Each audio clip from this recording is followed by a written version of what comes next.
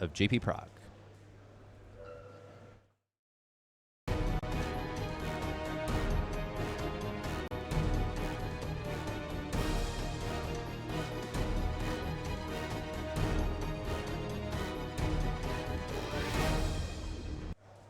Welcome back to live coverage of GP Prague, my friends. It is time for round number 7. You're in the booth with Riley Knight, and alongside me it is the Pro Tour champion, Simon Goertzen. Simon, so good to have your company today, my friend. What are we looking at here? We've got Lucas Blohon, we've got Michael Majors. Both these guys at 5-1. They're still in it, obviously. Still sniffing at that top 8 finish tomorrow. Absolutely, yeah. And actually two players that are somewhat similar in their style, both playing really, really crisp, exact Magic, very analytical, and it looks like it's also a mirror regarding the colors. Yeah, it looks like we've both got both of these players on green and black. This color combination has had a lot of success in Standard recently, of course. We'll see if that can translate across to Limited here. We can see that Yaheni, the Undying Partisan, has already come down on turn number 3 for Lucas Blohon. That's a strong play for him off a Druid of the Cowl as well. Majors, on the other hand, has played an Aetherstream Leopard. We've seen so many Leopards jumping and dancing around in the feature match area this weekend.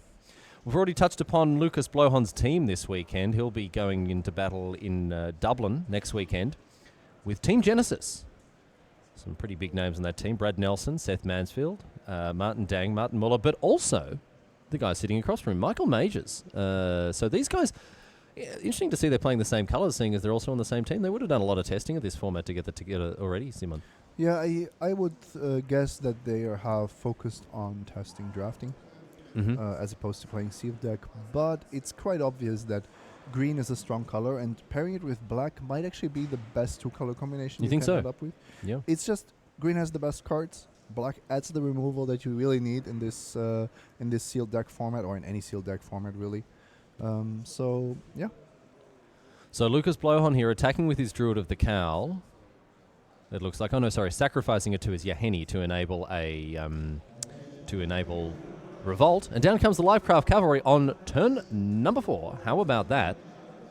Yeah, We've got a 6-6. Amazing threat there. 6-6 trample on turn 4 is pretty good. The Druid of the Cowl obviously providing the extra mana needed for the 5-drop here before biting the dust as Yaheni slurps it up. There is a Livecraft Cavalry on your screen. You can see it. Many people obviously making the comparison to Riparian Tiger. Reminds me of the old Rox Maulers from Magic Origins as well.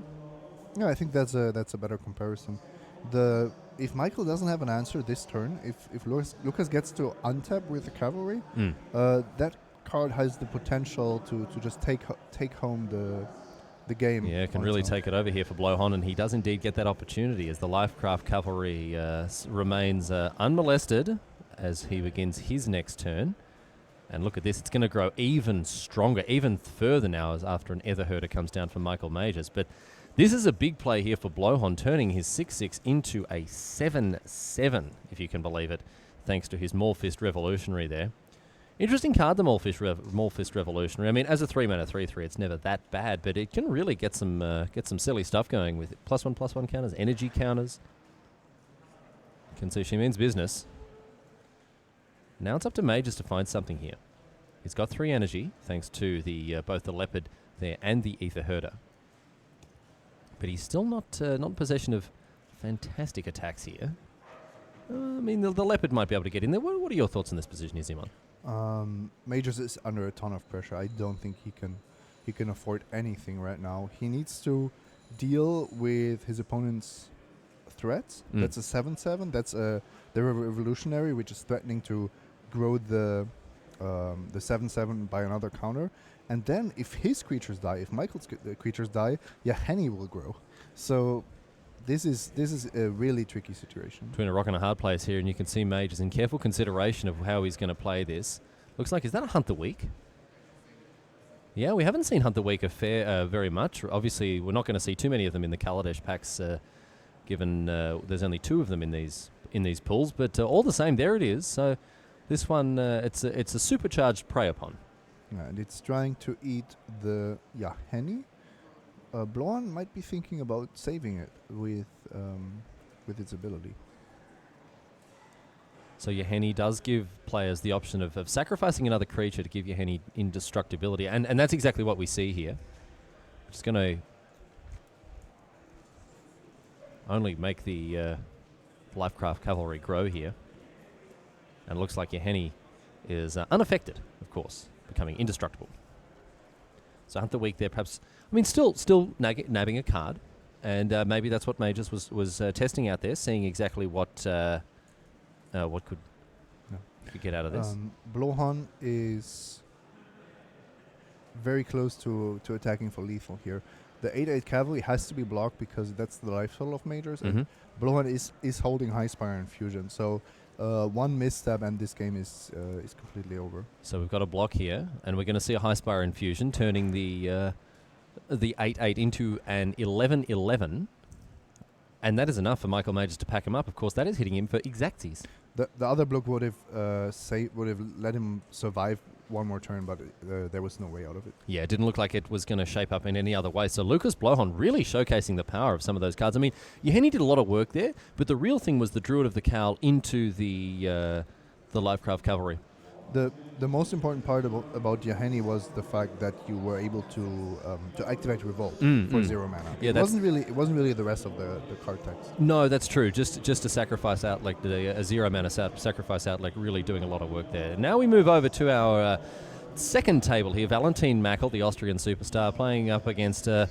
Well, I think this man really takes Superstar up into the stratosphere. This guy, former world champion, of course, the 2015 world champion, Seth Manfield, ranked number 2 in the world. This guy is on an absolute tear and looking to continue. Especially at the GP level. Yeah, absolutely. This guy does not muck around. He doesn't come here to make friends. 10 GP top 8s, and 5 of them wins, Simon Gertzen. That's a huge conversion rate.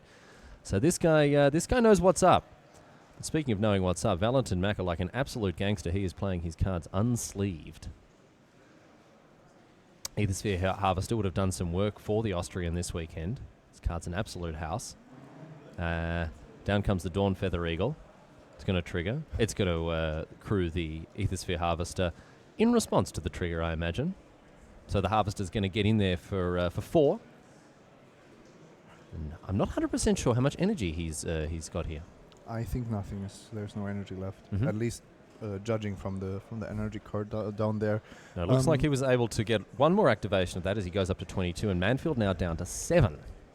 Whisperer Angel has gone up so much. Yeah, mate, so much. Yes, I mean it's not only a payoff card for any Revolt cards. It's an enabler. If you blink a Revolt card, you naturally have enable it. And this is where it might be a bit counterintuitive. You think of Revolt as something that happens when one of your creatures died, but that's not what it says.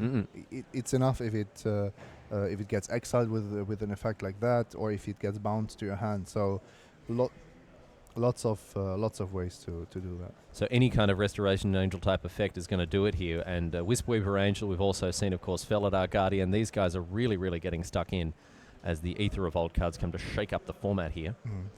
We're at a crossroads here, and you see the complexity of this decision, where Seth has to evaluate if he can really afford to start racing, because he is in the better position board-wise. However, the life difference is quite substantial. Yeah, and Mackel, I mean, we're still. I think he does have one energy counter. That's what our good friend and producer Stephen Leeming is telling us, but. That makes it very hard to race. Very hard indeed for Manfield to overcome that, as Mackel's hit down to 15. Oh, and it's more action here from Mackel. It's Dawn Feather Eagle number 2, and I mean, that's all she wrote today, sports fans, isn't that right? They should have vigilance. They shouldn't be tapped. There we go, and that's it for Seth Manfield. He packs it up. Running Dawn Feather Eagles. This card, I mean, initially I looked at it, I go, yeah, this has got some utility to it, but I've been so impressed by it this weekend, Simon. Yes. It's just more... It does more than it says on the card, basically. Yeah, you sort of look at it and go, "Yep, that's useful. I can see how I'm going to get some mileage out of that one." But every time it gets played in this sort of situation, it's just so impressive. We're back now to game number 2 of our first match. You can see Blowhorn right out of the gates with an Ovia Pashiri, the Sage Lifecrafter here. 1 mana 1/2, and can create all sorts of different tokens here. Mages for his part. Slightly, still not a bad little start for him as well. Got Thopter out there. Start off with the Druid of the Cowl as well to power out this 4-drop. Pashiri is kind of like a balanced pack rat. Yeah. But still, once it gets going, you usually just continue making, constructs. Yeah, you can make some servos, you can make some constructs, you can get stuff going with her. Snare Thopter as well to play here for mages, as you can see. 3/2 Flying Haste. Not a bad card at all, really, especially considering it's colourless. Slip that into any deck quite happily here. Here's Metallic Mimic, though, on the side of Blowhon. We'll get confirmation of which type it is. Looks like it might have been Elf here. No. Well, that +1/+1 counter has come from somewhere. Mm-hmm.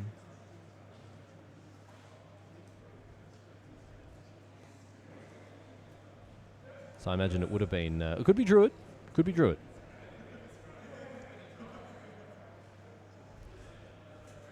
Metallic Mimic Unlimited is really rarely that impressive. Really bonkers, yeah. You're really happy if you get a single counter. Yeah. Let's put it that way. Well, Blowhorn has named Elf. We've had that confirmed, and it has been good enough here to snag something. And look at this. Mage is really not wanting to muck around with that Pashiri. So away she goes, and in comes the Snare Thopter for 4 in the air. Whew, that's a big beater. Funny how that Hunt the Weak has taken that card from decent to quite powerful here. On a +1/+1 counter, it doesn't always have the same value. It really depends on which creature. So here is a Daring Demolition to take care of the Snare Thopter. And that's going to be followed up by an Implement here, Implement of Ferocity. There's Daring Demolition, really touted as one of the premium removal spells in Aether Revolt. And something that's worth noting here, Zimon, sorcery speed removal, not the liability it usually is in Aether Revolt Limited. Yeah, the fact that you can finally get rid of a vehicle, whether it's a defensive measure or an aggressive move, is just important to have in this kind of format. That's right, and the fact that a lot of the time you're actually implementing or utilizing your instant speed sorcery at sorcery speed, instant speed removal at sorcery speed, I should say, to play around Revolt.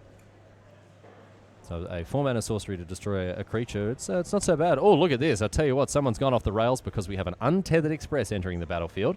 It's an exciting one, of course. Not quite the powerhouse that Renegade Express was, but still, as you can see it there on your screen. 4-mana 4/4. Crew 1, I think that's what really does it. Even though it costs 1 extra mana, can still get a lot of work done. And the fact that +1/+1 counter sticks around as well. I know people been a big fan of that card. 2 more mana now for Michael Majors. And he's following up. Oh, look at this. Wakey, wakey, hands off Snakey. Here we go. Down comes the Winding Constrictor. This guy already has made a very, very strong impact in Standard in the black-green aggro decks that we've seen amongst the top tables of recent tournaments. And there's a reason for that. Defining a Standard archetype, basically by its existence. Yeah, we've seen all sorts of other Aether Revolt cards in the deck decks like these. Walking Ballista, of course, it's got amongst it.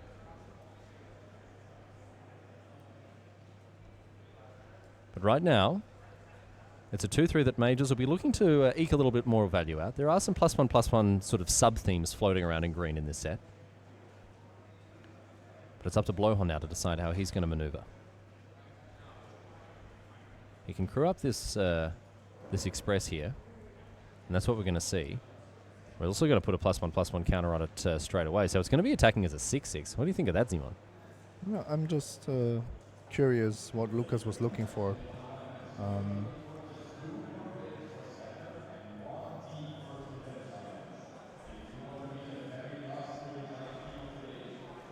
So Major's now happy enough to take the 6 damage, and the follow-up play here is the monster truck, ladies and gentlemen. We're heading down to the Demolition Derby because down comes the Iron Tread Crusher.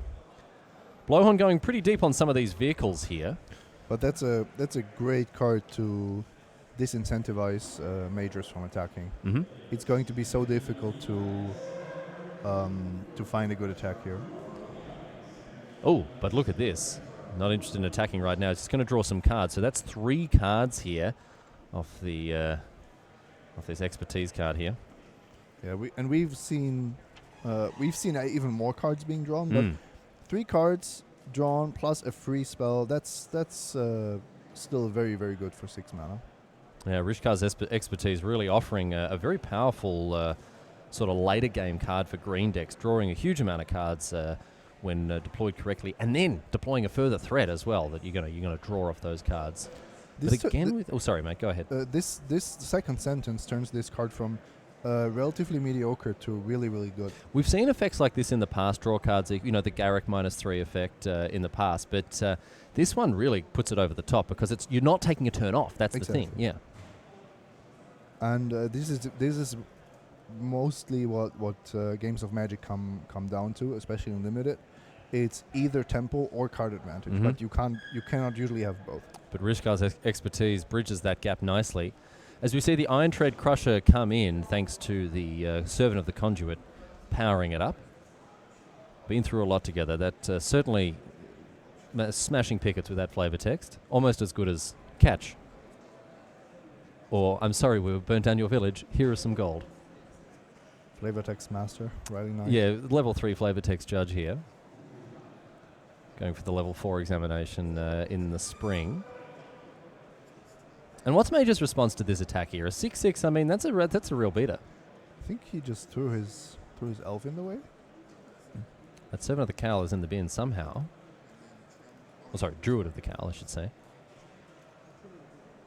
Yeah, looks like that's it. And it's an interesting dynamic. We haven't really seen games like this very often in today, where it's less about big swings with a lot of creatures, but rather just one huge threat that the opponent has to deal with somehow. Yeah, it's not quite Battlecruiser Magic, but it's still all about a sort of question and answer type thing. Yeah, and then there is a point at which you just can't afford to take damage anymore. Here we see Lucas Blowhorn living fast, drawing 2 cards, losing 2 life, gaining 2 energy. But there's a response. Look at this. It's Fatal Push. Fatal Push, a nice one here, considering the Revolt has been activated. That's going to be enough to take care of the Iron Tread Crusher. Explaining also why this block was so attractive. Yeah, I mean, at its core, still a 2-for-1. But you're happy to get that huge monster off the battlefield. Yes, and a 2-for-1 is one thing, but trading a useless mana creature and your Fatal Push for the 6/6 that's beating you down is... You don't want to die with an extra card in hand, right? It's not always about card advantage. So Aetherstream Leopards on both sides of the battlefield now, with Blowhorn making his follow-up play, in addition to Mages deploying his little tiger there. It's not a tiger at all, it's a leopard. It says it on the card.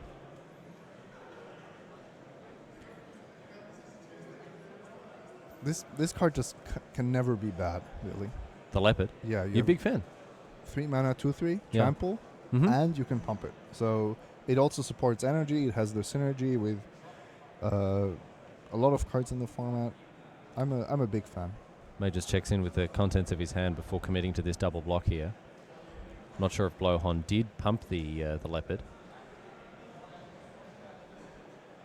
We're going to go for the triple block here, are we, Mr. Mages? I think Blowhorn has had more than enough energy available, Yeah. so I would assume so. Blowhorn with a reasonably stacked grip here. He's still got 3 cards in hand to Mage's 2, one of which is a land. I did see got a sneaky little peek there at the forest hiding out in Mage's hand here. The important part is that Mages has 4 mana available, so Lucas will be somewhat hesitant to spend, for example, to play a combat trick because of the inherent risk. Here's the triple block from Michael Mages. He's not looking to risk too much here. He wants that Aetherstream Leopard off the battlefield. And let's see what Blowhorn's response is. He's got to have something here, you'd think. Pretty hopeful attack otherwise as he orders blockers.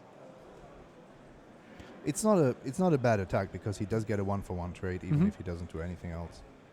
Okay, well that's exactly how it goes there, and now we see a Lifecraft Cavalry. So that's another reason to send in the attack there. And look at that Simon Götzen.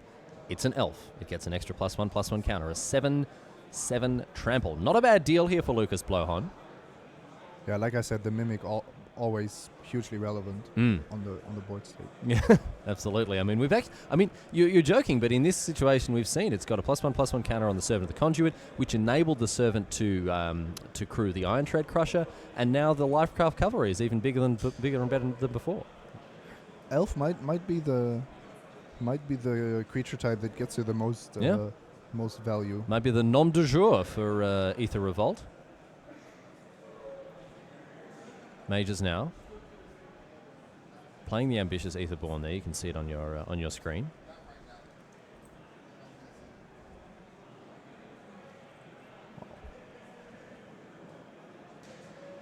And now it's back to Blohon. These guys are really going at it with this Appetite of the Unnatural at the end of turn. That changes the combat math quite a bit. Mm-hmm. And you can see from the life totals, it's really close. If one player would just skip a turn, suddenly it would look completely different. So the Mimic jumps inside the train, pops his little conductor's hat on. He's going to be checking tickets. And toot toot, here we go.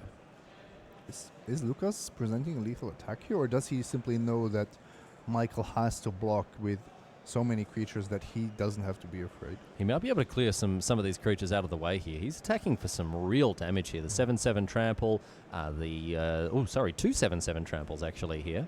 And this is The where Express has the renegade. The runner.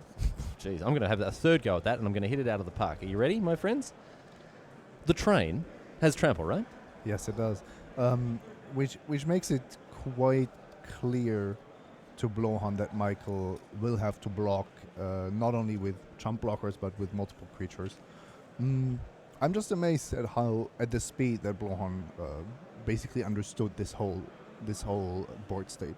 The time between end of turn, Appetite, untap, draw, and attack, and prepare this attack Decisive. was less than 5 seconds. Yeah, no, he really knew exactly what he was going to do, and maybe he knew that there was nothing that he was going to draw that could possibly change that outcome.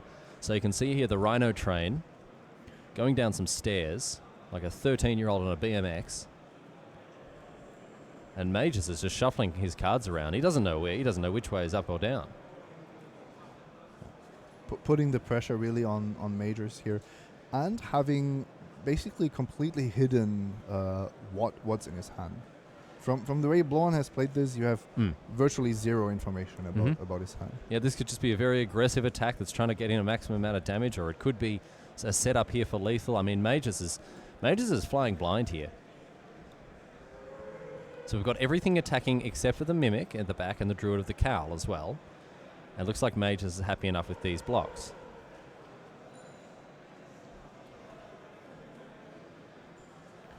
Calculating up the damage here. Yeah, trying to kill the cavalry, taking a bit of trample there, leaving the train alive.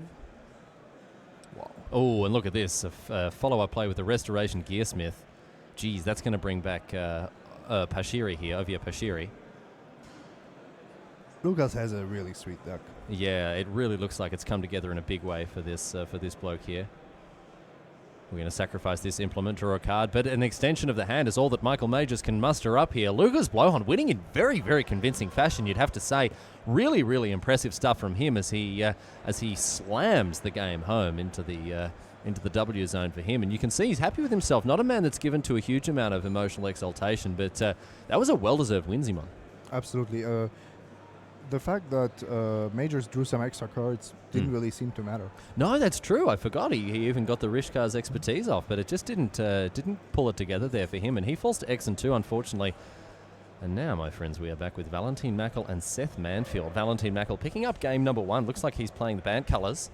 We haven't seen a lot of blue-white decks at the top tables. Maybe the blue is just a splash. Maybe the green is just a splash. Maybe the white is a splash and he's misbuilt his mana base. We don't know, my friends. Seth Manfield, on the other hand, it's the second time we've seen him, as it looks like this Iron Tread Crusher is on a blocking duty here. Wisp-Weaver Angel still hanging out on Manfield's side of the battlefield. And what does Manfield got here? Only one card in hand, freshly drawn. Freshly drawn, ladies and gentlemen, from the kitchen to your plate. Seth is under an enormous amount of pressure once again. That Master Trinketeer, absolutely huge on Mackle's side, and Seth knows that there are, I think he saw two of the eagles, so he knows that any eagle could spell doom. Yeah, I mean those servos are already 2/2s, right? Exactly. And there are already 2 more of them that Mackle can make here with 8 mana available. So check this out. He's going to make a 2/2 with his Master Trinketeer. And Mackle knows exactly what's going on. He chump blocks the Mastodon. Yep. Have a look at this. Here is the perilous predicament. But again, I mean, we saw that card at its best earlier on in the day, Zimon. But there, I mean, that's more or less it at its worst. Cleaning up a servo token and some dirty little mana dork. That's not what you want at all. Okay, but now it becomes interesting. Mackle will be dead in 2 turns. Okay. He doesn't have to take any damage on the ground, and he will not unnecessarily. But can he present enough damage to kill Manfield? I don't think he can do it with only the Trinketeer. 1 card in hand here for the Austrian, known for his theatrics in the feature match area. Yeah, it's a mix, right? He sometimes his confusion is theatrics, and sometimes he's just really a little bit confused. Like in game 1, we saw him tap his vigilance creatures, and that's just something. It really he's a player. He is the definition of the lands before spells player. He's just going to try to get up in your brain zone. He's just playing that psychological game of warfare. He's facing one of the best players of the present day. But Valentin Mackle, I think, coming from a European perspective, is at any given GP one of the scariest opponents to face. Yeah, because he's got that mind freak. He's going to Darren Brown you. Seth Manfield, on the other hand, cool, calm, collected. Mackle might be considering getting in for 4 damage here. Mackle could be thinking about what he's going to have for dinner. We just don't know what's going on. But he does have that attack, as you say, Zimon. He can push through an extra 4 points of damage, sacrificing one of his servo tokens. How do you feel about that attack? Is that a good line? No, I don't like it. The thing is, if the elephant is going to attack you next turn, you could just block it with a lot of servos. So that's definitely better than chump blocking. And the fact that it has vigilance would mean that you also turn off the blocker and the potential crew. Well, in this case, Mackle is going to take the line that you mentioned and get in for 4. But now you are forced to block the Mastodon again, and your opponent keeps 2 ground blockers because of it. So, trying to unpick this situation here. Manfield can attack with the Mastodon after having given it vigilance, which means it doesn't tap, which means it can then crew the vehicle on defense. Exactly. If that's needed. If Mackle had something, for example, to stop it from blocking, whatever that would be. Well, it also means that 1 removal spell isn't enough, right? Yeah, basically. Ultimately, it's going to come down to what's happening in the air. But the alternative line would have left Mackle with 3 untapped servos, with the potential to go up to 5. And then the Mastodon wouldn't have been able to attack. No, the Mastodon just has to stay back, and that's going to buy a little bit of extra time. In this case, Mackle is looking to now trade 4 mana essentially for a fog on the Mastodon. But that Wisweaver Angel, as it stands, is the Lord of the Skies. Mackle needs to draw something. He isn't going to win this with his board alone. All right, so we see an attack with the Angel, we see an attack with the Bastion Mastodon, and a servo token now is blocking the Elephant. So Mackle down to 2 after having made another servo token at the end of his turn. Seth has 1 blocker at the moment, and that means any pump effect would be lethal. Planes in the hand. in addition to another spell. Looking very closely, it looks to be an artifact. But that's enough. He's going to pack it up, and Seth Manfield has won game number 2. So after all of the shenanigans here from the Austrian, it's not enough to secure him a victory in game number 2. And Seth Manfield equalizes handily, Simon. No, Makler had outs to win the game right there. Oh, yeah. Actually, the way he attacked, it looked like he might have drawn it. It gave him, I guess, the greatest percentage to get himself over the line. But still, I mean, sometimes you just got to go for it. And unfortunately for the Austrian in that case, it wasn't quite good enough. We've headed now to our third table here. Niels Nuerlander facing off against Leo Lahonen. These two are already sitting at 1-1, so things all evened up there. These guys looking to take it over the top. Leo Lahonen will be appearing at the Pro Tour next weekend. He's on a team with who I imagine are all Finns. Anssi Alkio, we've all heard of Anssi, of course. Lauri Pispa, Tuomas Tuominen. His parents had a real flair there. Matti Kuisma and Samuel Thamaratnam. I'm so sorry to the nation of Finland for butchering all those names. You could have just left it at team almost finished. I could have. I was almost finished with that, really. Samuel Thamaratnam really having the easier to the bumps there. And look at this. We've got the Undying Partisan back on the battlefield. Yeheni is getting stuck in, chucking some punches left and right. In addition to Leo Lahonen's board here of the Narnum Cobra and the Ether Chaser, of course.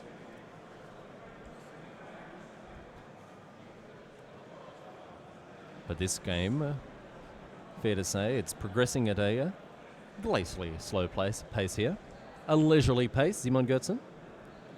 Pima Etherseer, the other card of Niels Nuerlander. Force the server token to block. So the so Yeheni would get an extra token there.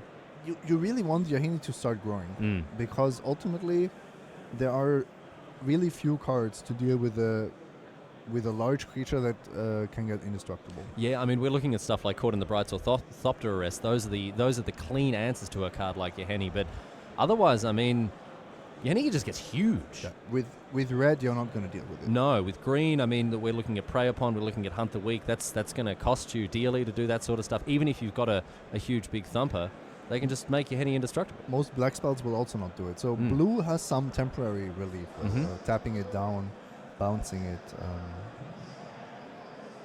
I think if you play Yahili, you really have to go for the throat. You can't play it in a defensive fashion.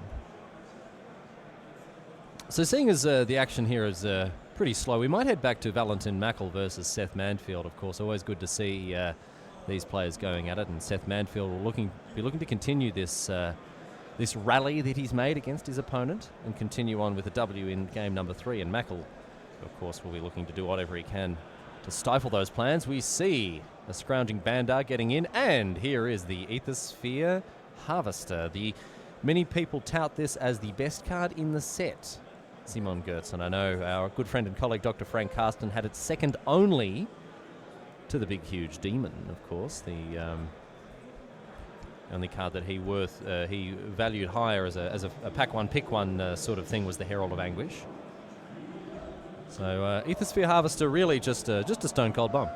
Yes, and it is at its best on turn 3, which is exactly what we're seeing here. I think it's clear that if you compare the two cards you just mentioned at the late game stage, you always want the demon. But here, this kind of game, this kind of pressure is something that the demon will never apply.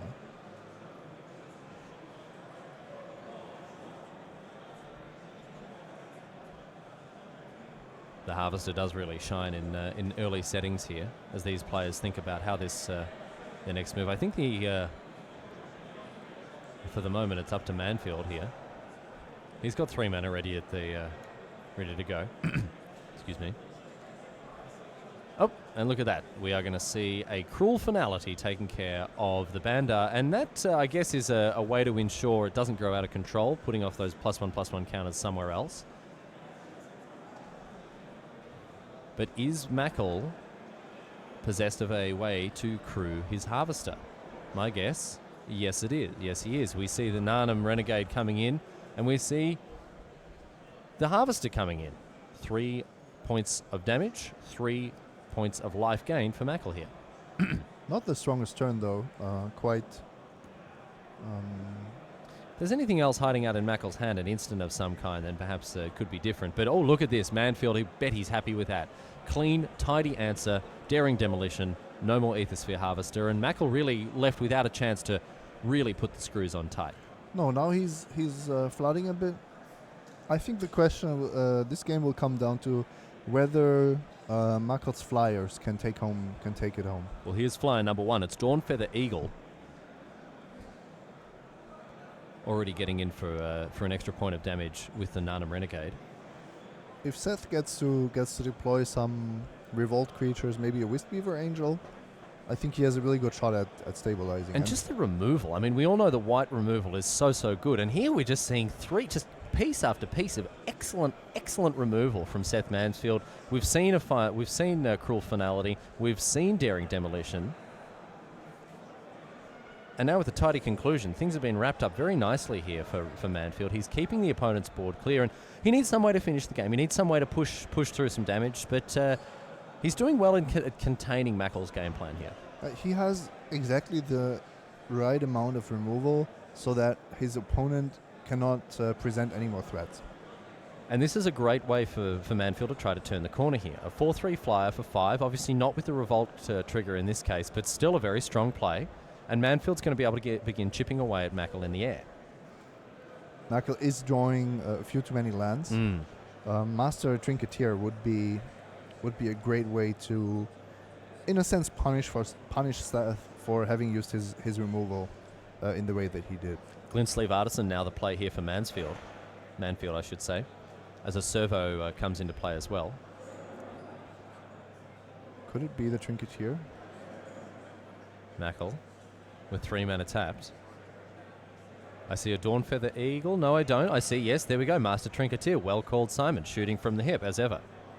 Just in time, because this game was slipping out of control. But right now, that means that Mackel can pay 4 mana for it for 2/2s. And the fact that he's flooded out a bit in this case, that's going to work to his advantage. Turn 7 is a good place for the Trinketeer. Yeah, it really is. You play it, you immediately bring a 2/2 into play. I mean, it's not the most efficient mana, but it's a great way to start off with a Trinketeer rather than playing it, having it get killed, nothing left behind. Sad face. Very interesting attack by Seth. Oh, look at this. Just sends him in, turns him sideways.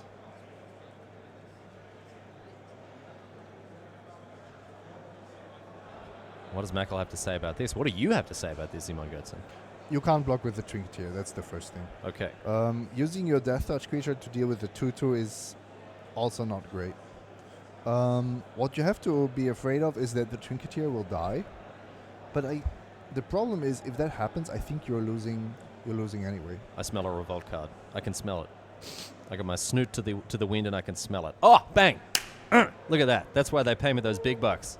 Away goes the Master Trinketeer, unable to untap with it, Mackel, and that's not where you want to be, Simon Goetzen.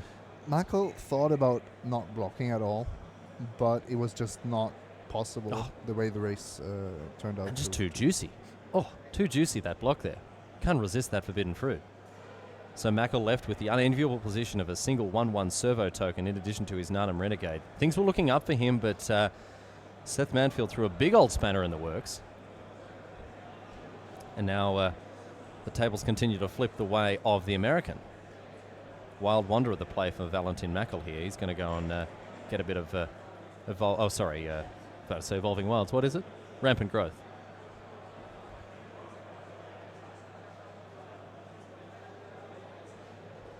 Seth Manfield now following up with his Vengeful Rebel with the Renegade Freighter. So excellent use of his mana there as well. He got everything he wanted from that turn. He got the revolt. He deployed 6 mana and effectively 8 power worth of creatures. And just clearing, again, containing Mackel's board state. He hasn't been able to clear the board completely, but he's contained it to a point where he's never not been in control of this game. The standard approach to limited Magic when it comes to removal is to deal with only the best threats that your opponent has, to keep the board stable or slightly in your favor. However, if you know or have a feeling that you have enough threats, enough removal to deal with basically anything your opponent does, then you can play a tempo game.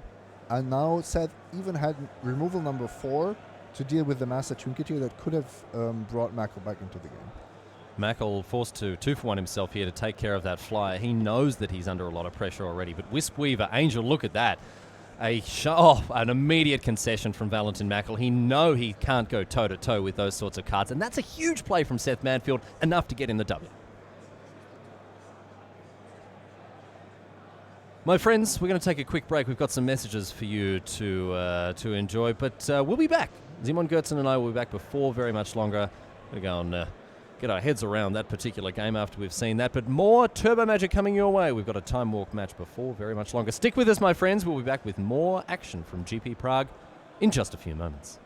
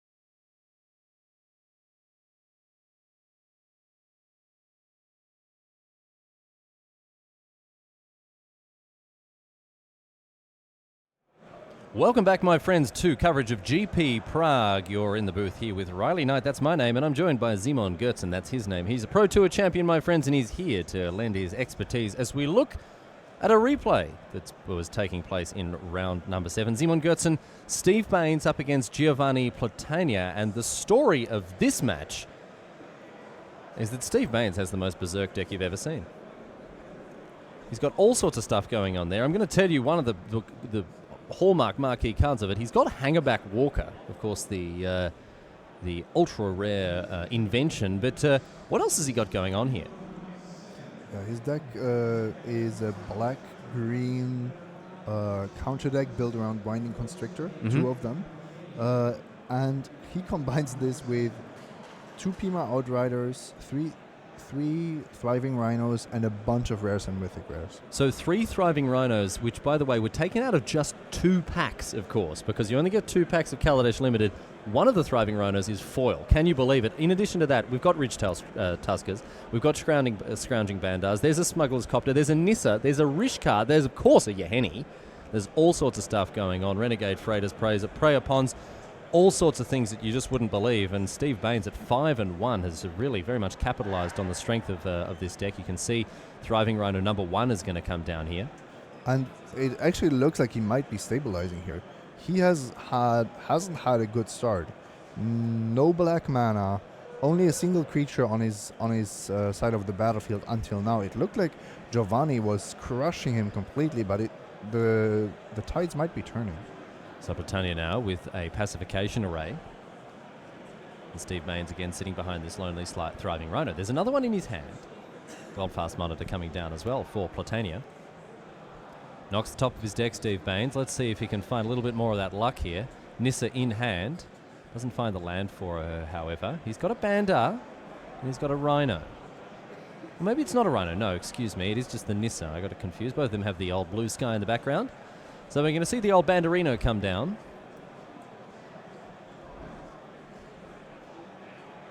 And Baines not with a huge amount of options here.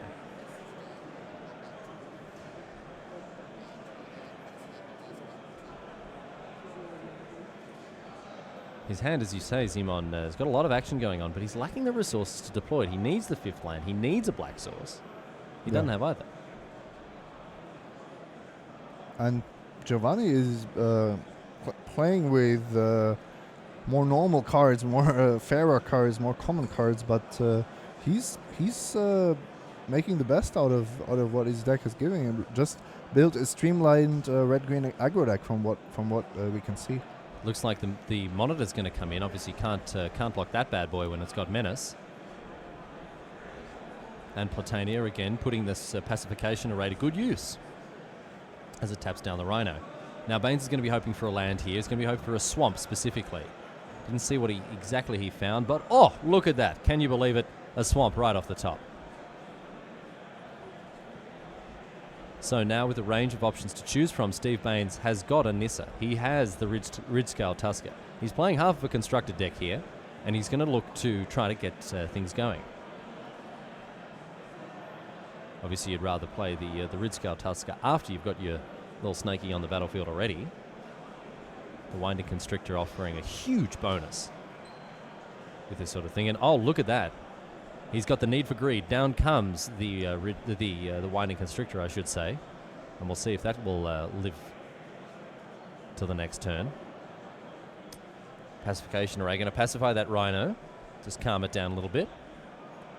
And it's back to Platania now.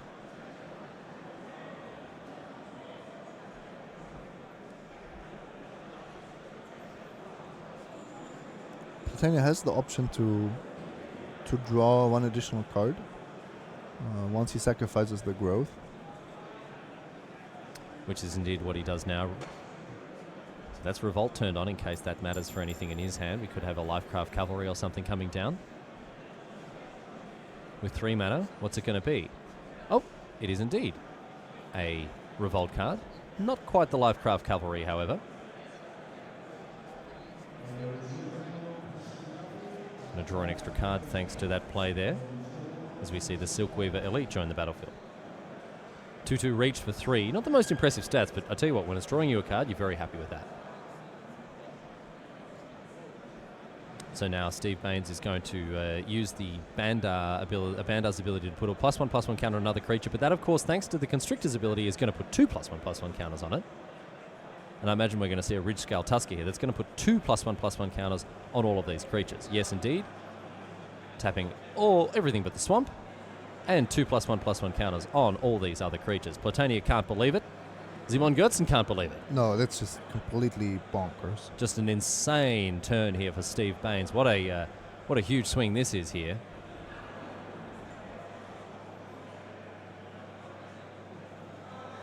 As we see the pacification array once again tapping down this the snake this time. Platania is shaking his head in disbelief. And it gets worse, right? With the Scrounging Bandar in conjunction with the snake just means you continuously generate extra counters.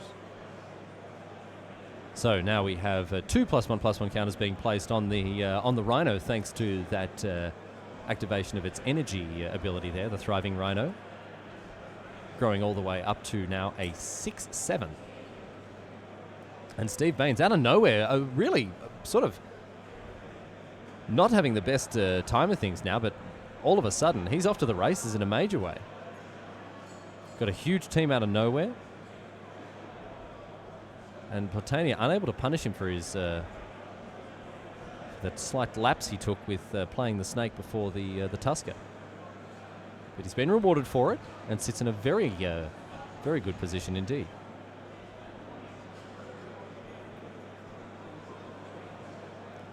Platania now going to try to find an answer to this. I can see a mountain in his hand. A couple of other cards hiding out there as well. Didn't get a good look at them. So the pacification array is going to tap down the Tusker now. We're going to give this menace. You can see for another 3. You can see that Giovanni is just hoping to somehow draw something to get in these final points of damage. For example, use the array together with the monitor for 3 points of damage, and then something to push through the final points before he just dies to what Baines is assembling. So Ether Herder the play now for Platania as we see the Bandar place 2 +1/+1 counters on the Tusker. Baines is just going off here. Just spun the wheels and they've all come up 7s. He can't believe his luck. Surprised he managed to lose a game with this deck. A match, yeah. I should say. We have to find out who he lost to. What went wrong? So Nissa Vital 4 still in hand here. Backup Planeswalker. Just in case things go wrong from here, of course, there is the backup Planeswalker. No +1/+1 counters coming from Nissa Vital Force, however. Not the greatest fit in this deck, you'd have to say.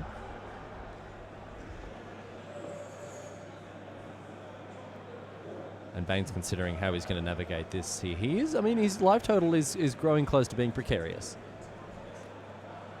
Yeah, we have to give a lot of credit to Giovanni for trying to stay on the gas for as long as possible. Well, Baines throws caution to the wind and just chucks his creatures sideways. They're all absolutely enormous. They're all about a million. But none of them have trample, any kind of evasive ability. And they might only be presenting 19 points of damage.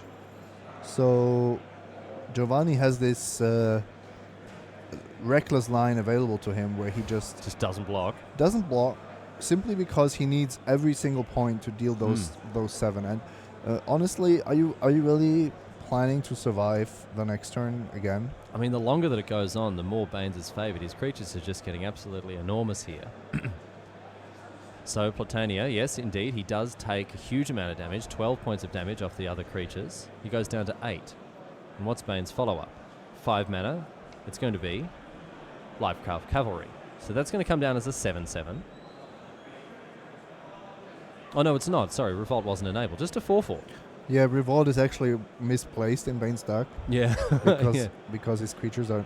His creatures never leaving the battlefield. Yeah, not dying. So Platania can get in 3 points guaranteed. That's safe. That's going home. That's on its way to the hospice. Can he find the remaining 4 points of damage? An attack for another 2 can get through with one of his other creatures. Yeah, That's leaving him 2 points short. So he can actually get in 3 or 4. No, he can get in 4 or 5. You can get in 5 points of damage here. Which is almost lethal. I think a pump spell would be enough. Well, it's not quite that. It's an Armorcraft Judge instead and no attacks there. Oh, look at that. Just a shock would have been enough to push it over the edge here. But right now it's back to Baines, who is going to put 2 +1/+1 counters on his Lifecraft Cavalry here. This one does have Trample, so Platania with his work cut out of him for him here. And Baines, of course, sandbagging that Nissa. Maybe he's preparing for the most ferocious still got all these of the tournament.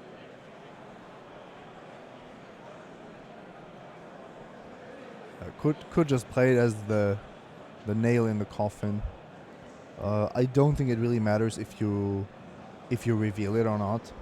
Sure, you give your opponent some information, but also you somehow crush his spirits. Yeah, check it out. Here we go. We're going to see the Nissa come out. And yes, once again, Simon Goertzen getting up in the brain zone of his opponent, Steve Baines, looking to really play that psychological game. As Nissa comes down, of course, she can animate a land, turn it into a 5/5 with haste. She can regrow something from the graveyard. And in one turn, threatens to ultimate whenever or landfall, draw a card, essentially, is how it goes. Let's tap down that Lifecraft Cavalry, says Platania. So that forest there is a 5/5 right now. I like how they included the it gains haste, so you can't accidentally animate a land that you just played. Yeah, that was always a source of frustration, because usually you don't think of lands as being affected by summoning sickness. Yeah. So it's a good change in templating. Just avoids that feel bad moment for players who aren't familiar with that sort of thing. Also on Magic Online, it's just an easier user experience if you don't have to micromanage your different lands. Yeah, right click on every single land to find out which one is summoning sick for sure. So here's the attack. Here's the attack from Baines. Captain Baines getting in here. A huge amount of damage. But still a small victory for Giovanni. He managed to only be attacked by 2 creatures this time. Yeah, I mean, the moral victory is certainly going his way. The moral victory is certainly all Platania's at this stage. As we see the Silkweaver Elite bite the dust. Platania takes 7, goes to 1. Imagine 6 goes to 2. Imagine him top decking his way out of this. What can he find? Big money. Creatures without flying can't block this turn. Good game. Big money. What's he got? Ripping cards off the top, then immediately hitting the tank. Is he just out of it? He's tapping the table, doing some counting. 1, 2, 3, 4, 5. Shock would be lethal as well. Just not in a good way. Oh, ladies and gentlemen, that was a real joke. That was a real joke from Simon Goertzen, and this joke of a game is also wrapped up, my friends. So 2 jokes for the price of 1 here, as Giovanni Platania finally packs up his cards. Unfortunately for him, he does go down to Steve Baines in the first game. We'll see how things shake out in game number 2 between Captain Steve Baines here and Giovanni Platania. What an insane deck Stephen Baines has. It's fair to say absolutely bonkers. I mean, this could be you. You could come to a GP, open a pool like this, and cruise your way to a 5-1 victory. Could be me. Could be you, Simon. So these players examining their opening hands. Looks like both of them are happy with them, and we're going to see Platania begin with a Renegade map. Baines without a turn 1 play.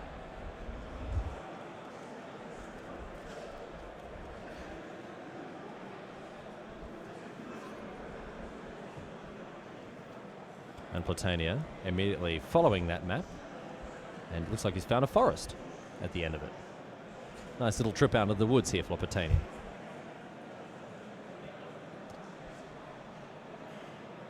Back to Baines now. No, we might still see something. No, just the deck. Comes back across to Platania. Straightens it. And plays a Bandar. So the scrounging Bandar doing so much work for Baines on the in the previous game, and now Platania looking to do some stuff with those +1/+1 counters. See what kind of advantage he can snag out of this little cat monkey here. I really like the Bander. You get a solid body for 2 mana, Mm-hmm. and then later on, you can still use it to crew something or do stuff with it. But you can also just Cash it in. cash it in, Just and cash it in. maybe even trigger revolt with it. And here's a Smuggler's Copter. Why not, ladies and gentlemen? Steve Baines starting off with a constructed level start once again. As the Smuggler's Copter hits the battlefield. Platania on the front foot, though. He's getting in with the Bander. And a follow-up play.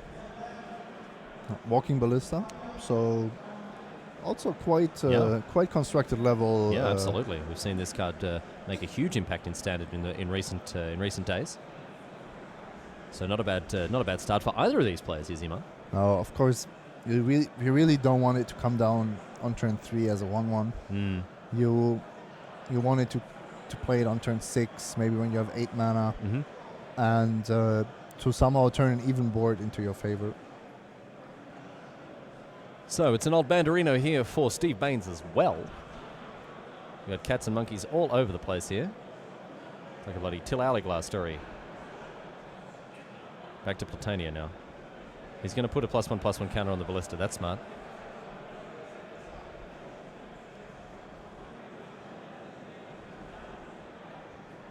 And he's not having any mana troubles here. We've got 4 mana, and it's going to be an Armorcraft Judge. How about Wow. that? Yeah, that's tight. How about that? Draw 2 cards. That's a nice one. You're impressed, Ivan? For turn 4, Armorcraft Judge, yes, I'm very, very impressed. So 4 mana, 3/3, drawing cards equal to how many creatures you have with +1/+1 counters on them. That's 2, of course. So Platania also making his +1/+1 counters do some extra work for him. Can he overcome the huge engine that Baines will be looking to assemble, however? 4 mana, 3/3, draw 2. Turn 4. Yeah, pretty Yeah. good. I'll take it. Mm-hmm. So the Walking Ballista there now at 2/2 thanks to the extra counter it got from the Bandar. And looks like Baines has a question or two to ask about the Ballista itself. Let's review what it does, Zimon, for those following along at home. So, XX comes into enters the battlefield with X +1/+1 counters on it. You can pay 4 to put an extra one on it, but where the real kicker is you can remove one to do 1 damage. It's Triskelion 2.0. Yeah, Triskelion, whereas the casting cost and the initial size is more like Hangerback Walker. Yeah, for sure. So it's a little bit of everything. And the only new ability that you have to remember is the 4 mana, no tap symbol, just 4 mana, an additional counter. Yeah, so you can dump a bunch of mana onto it in the late game if you've got 8 lands out or something like that, and you can just make this thing huge. You can pick off smaller creatures. Oh, and check this out. Here we go. Here's Rishkar. Rishkar's putting +1/+1 counters all over the place here. So Rishkar, an interesting card in the sense that it's kind of a whole little package in one. And this is another card we've seen in this green-black deck recently in Standard. Puts +1/+1 counter on up to 2 creatures. That can be itself as well. And then those cards turn into Llanowar Elves. They can tap for mana. Here's a Fatal Push. That's going to kill the Ballista after it pings Baines for 2. I was very worried there that he hadn't done that. But Rishkar the Pima Renegade, he can really get stuff done as we see Smuggler's Copter enter the fray. Yeah, Platania had the option to kill the Rishka in response to the trigger, but he would have lost his Ballista. Certainly not something he wanted to do. No, I mean, he couldn't have known that fatal push was coming here. And this smells like Revolt. Yep, the Bandar going away immediately here. Ooh, what's that on the wind? 5 mana. Could it be a Lifecraft Cavalry, perhaps? We're going to see an attack first with the Armorcraft Judge. That's getting in for 4. It's been a great play here for Platania.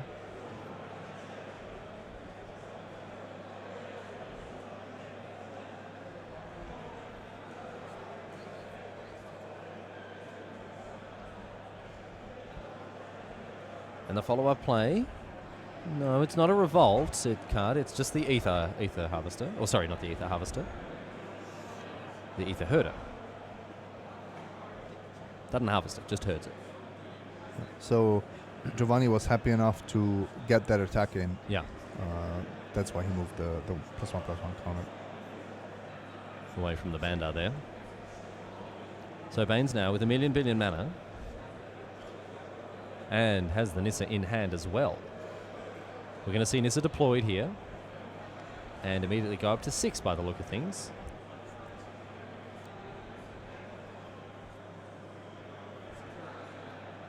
Yes, indeed. Vital Force. Nissa Vital Force going up to 6 loyalty. And up comes the Forest, ready to smash a bottle on the bar and get to it.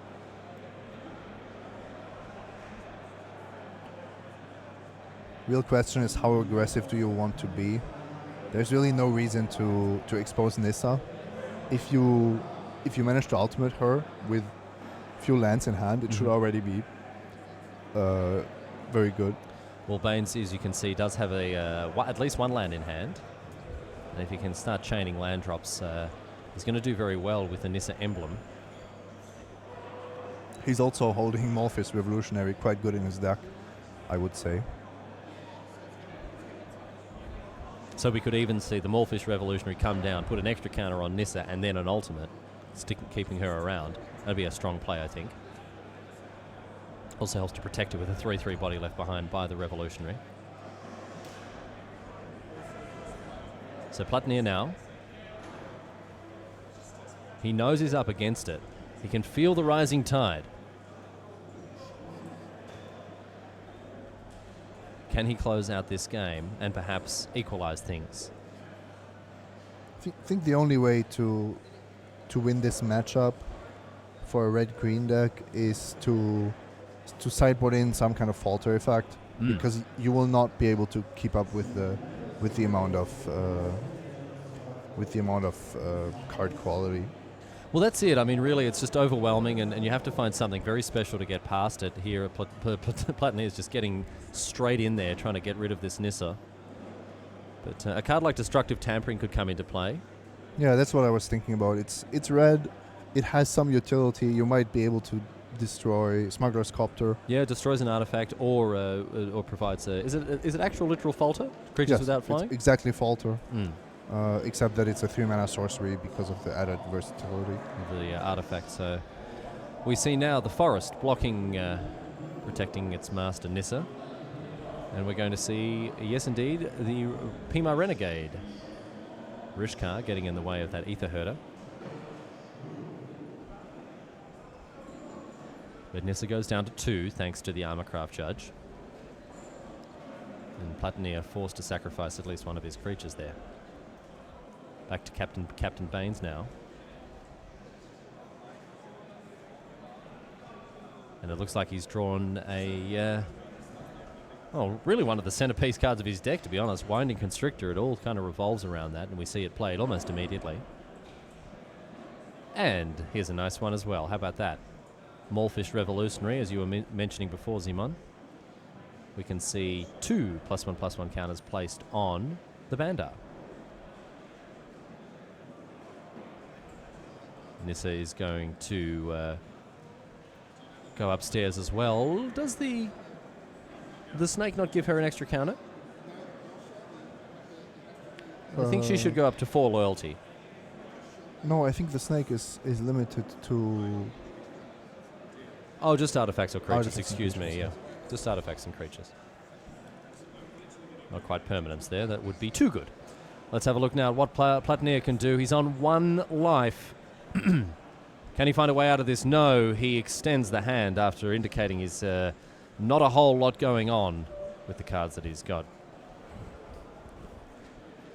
As we welcome you back to the booth, ladies and gentlemen, live out of Prague, my friends. Round number 7 has all but finished. The players are getting ready for the 8th round of the tournament. Of course, Simon, you and I will be back before very much longer to close things out for day number 1 here at GP Prague. Certainly been a great pleasure to have your company so far, and we're looking forward to having it for the rest of our broadcast today. But it's time for us to step out of the booth. Joining you very shortly will be, of course, Tim Willoughby and Matej Zadelkai. You can look forward to their company, and they'll be with you, as I say, very, very soon. But for us, Simon, thanks for your company this round. It's been great to have you. We'll be back in just a little bit as our broadcast, our coverage of GP Prague continues. Stick with us. We'll see you soon.